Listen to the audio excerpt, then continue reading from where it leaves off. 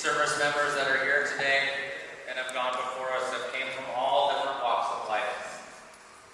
They possess several fundamental qualities such as courage, pride, determination, selflessness, and dedication to duty and integrity. All the qualities needed to serve a cause larger than oneself. Millions of Americans have fought and died on battlefields here and abroad to defend our freedoms and way of life. Today, our troops continue to make the ultimate sacrifices, and even as we lose troops, more Americans step forward to say, "I'm ready to serve." They follow in the footsteps of generations of fine Americans. Today, people throughout the country will gather together to remember and honor and to pay gratitude to those who have served our country. Our gathering is just one small spark in the flame of pride that burns across the nation today and every day. It's not a lot, but it's one way to say we can honor those who have made the ultimate sacrifice so that we can live in freedom. We hope that you enjoy the program today. Our students and staff have prepared patriotic songs and have written essays to be shared with you. Thank you for attending today. God bless you and your families. God bless our troops, and God bless America. I would now ask that everyone stands for the presentation of the colors by the American Legion Post 5 and VFW.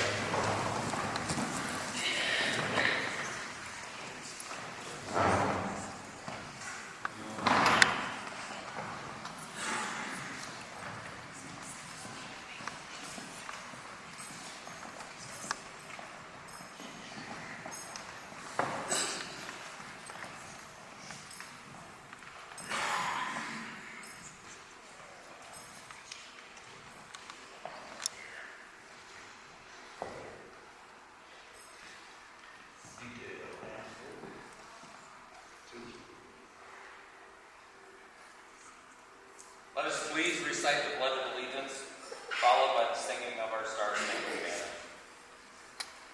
I pledge allegiance to the flag of the United States of America and to the republic for which it stands, one nation, under God, indivisible, with liberty and justice for all.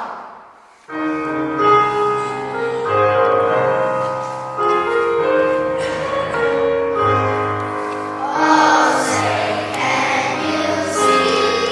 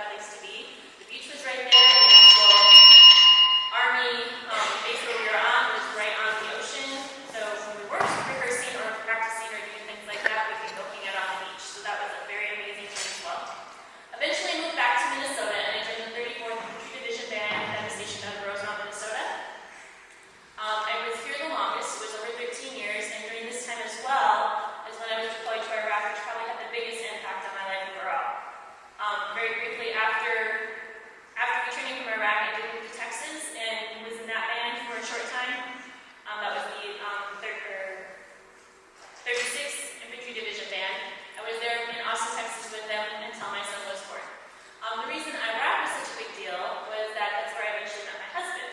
And I think there's some pictures, yes. This first picture is the group I was with. We were able to do a 4th of July concert tour. We had 4 bands in Iraq at the time. The 4 of us all got together. And this was just a group of concert band people that were there that got to go to Baghdad. And this is one of the places we were able to see and visit. So this is the group I was with at that time. I had a secondary job in Iraq. I was called the Unit Movement Officer, or UMO. We were in charge, myself and my sister were in charge of making sure all of our units equipment, which was over $1 million of band equipment, which doesn't seem like it's possible, but when you talk about all the sound equipment that we needed, all of the instruments we needed, it was a lot. They ended up in containers like this. They were shipped overseas. And so my sister and I were in charge of making sure everything was inventoried, everything was there. And this is one of the containers that we were opening to make sure everything was there. Again, here, the key in the Red Bull Infantry Division Band is what we were called, the Red Bulls were inside. In the process of all of this, my assistant and I also got to drive around in one of these. It's called a Gator, and there's other names for them now because they're everywhere. But at the time, it was a really big deal. He was quite crazy when he drove. You can see his euphonium in the back.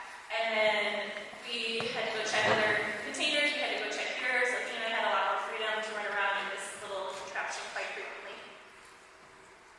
This was our first rehearsal. I was in, when I first joined the band in 1991, there were 2 components. There was the large concert band, which played music like you heard at the beginning Miss Mo was playing. And then the second band would break down into a smaller group. It was kind of like a big band in the 1940s with all the big band music, like Miller types of things. And in Europe, this was great. By the time we went to Iraq, the bands had shifted into what they called musical teams. And so in our 40 to 50 person band, there was 4 or 5 or 6 teams. I was part of the ceremonial unit. We had a rock band. We actually had 2 rock bands. We had a country band, we had a brass quartet, and we had a saxophone quartet that played and traveled. In Iraq, our job, and this was our first rehearsal space. Remember, it's 110 to 120 degrees outside. Your instrument actually got too hot to hold at times. This was outdoors. If it wasn't windy, it was fine. Otherwise, dust and sand and things were everywhere. It was very awful. We did try to practice very early in the morning before the heat of the day, but this was our first rehearsal space over there. I had to take a picture of this and share it. Waldrug, especially those from Minnesota, know that I'm going to South Dakota, the Waldrug Center. There was one in Iraq. I think this was on the base of Toledo. And it's quite far away. You can't see all of Waldrug, but it's in Minneapolis. It's something else in Minnesota, so I thought that was good to share with everybody. Also there, we tried to keep life as normal as possible. Yes, we did have to do physical training, but this is actually during a race that I helped organize. It was the Army 10 Miler, which is a very big race here in the United States in Washington, D.C. It happens in October. So the same weekend they were running their race, we organized and had our own Army 10 Miler on base, and this was me finishing her somewhere during the course. During the July tour that we took to Baghdad, we were visiting some of Saddam's old castles that had been destroyed, so these are a few pictures from there. The oranger one was, when it was more dusty and stuff, they would actually turn bright orange. The sky would turn bright orange. It was actually kind of scary. The dust must have been breathing in. So, one of the meals we shared in many places, and then I have a picture of the area of my room. This was after. There were 3 of us for a long time stuck in these very tiny spaces over there. We finally had enough space. The other person around moved out, and so this was after she moved out. We were able to make it our own. And so this was our place, and I did try to make it as homey as possible. Again, Christmas, we were there for Christmas, so that's my roommate up in the top left. Celebrating Christmas, I had a stocking by my bed, and there's me with a hat on, we had lights and twinkle lights and everything. People would send these things to us to make it more Christmassy and more at home feeling. This picture was the beginning of the rest of my life, basically. We played, as a ceremonial band, played many transfers of authority, or TOA ceremonies.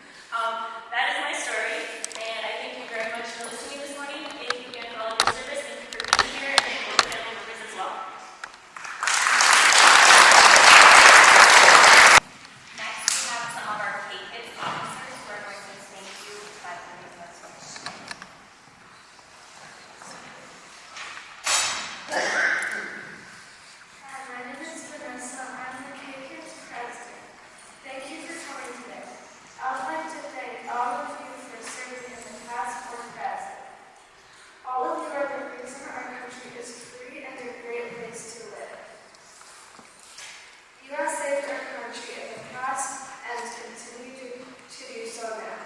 So give yourself a pat on the back and a round of applause.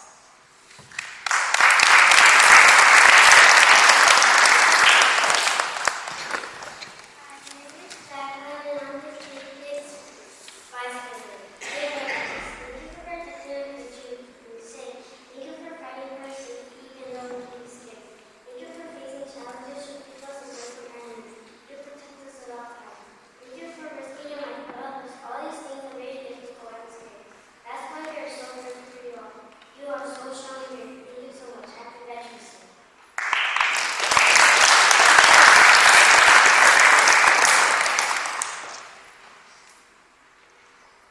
Hi, my name is Anna. I'm the Education Secretary. Hi, my name is Bella.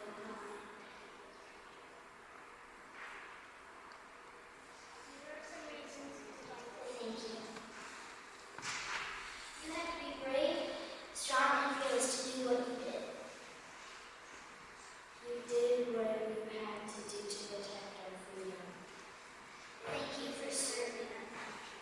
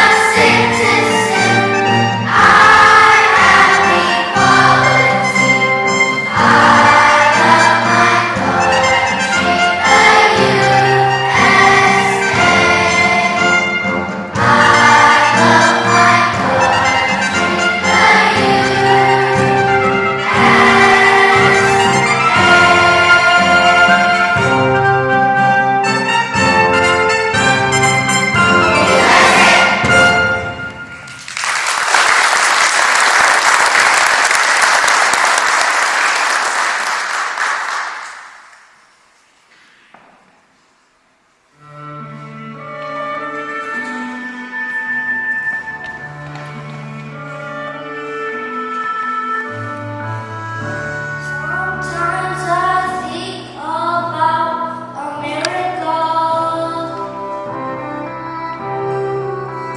about her struggles through the years. I think of people who did what they had to do with the strength to act through their fears.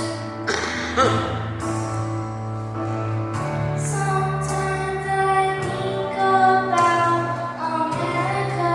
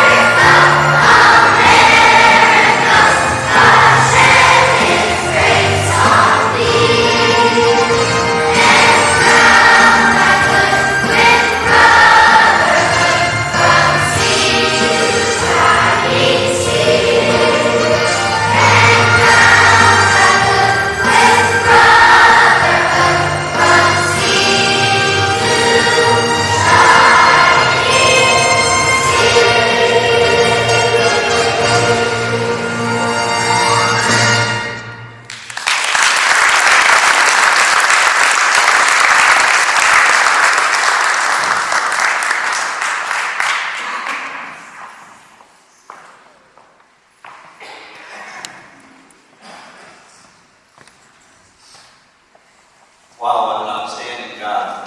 Very well done. Very well. Let's give them a round of applause. And this all that American Tears gets me every time. I don't know what it is about that song. But, good morning, everyone. My name is Corey Van Briesen. I'm the principal here at the intermediate school. I want to thank you all for attending our program this morning, and I hope that you have enjoyed it. I know that our students were very excited to perform for you this morning. I want to begin by thanking everyone who helped making this morning a success. We have several people who contributed to this wonderful program this morning. I want to thank you for our custodians and everyone else that helped set up this morning, our kitchen staff for preparing our breakfast. Thank you for our wonderful music department for preparing our music. Thank you to our tech integrationists for creating our slideshow, and to our Prairie Elementary friends who helped create our table decorations for you this morning. A big thanks each and every year we have this program goes out to our Early Risers Kiwanis Club and all of our members.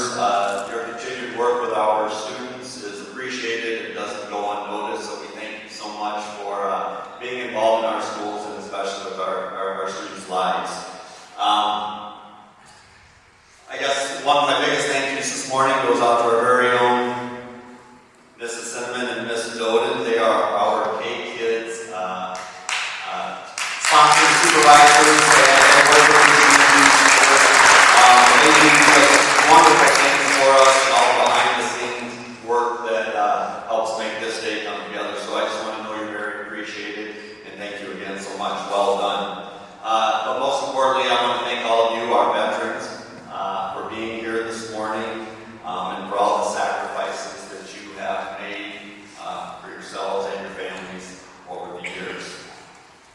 I'd like to ask our service members to stand and be recognized just one last time before they leave us today.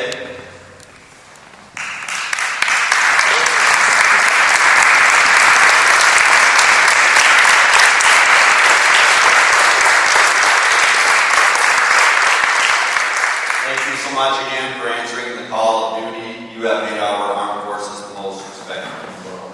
You may be seated. I'm honored to be speaking with you today on such an important occasion. Today we celebrate with our service members and remember the sacrifices they have made and the courage that it has taken to defend our country. We gather here today to honor our heroes, to remember their achievements, their courage, and their dedication, and to say thank you for all of your many sacrifices. Thinking of the heroes who join us in this group today and those who are only in spirit, a person can only help but feel the enormity of what we encounter. The service members we have honored here today come from all walks of life, but they share several fundamental qualities. Millions of Americans have fought and died on battlefields here and abroad to defend our freedoms and our way of life. Today, our troops continue to make the ultimate sacrifices. And even as we lose troops, more Americans step up and step forward to say that they're ready. They're ready to serve and continue the proud tradition that you guys have created.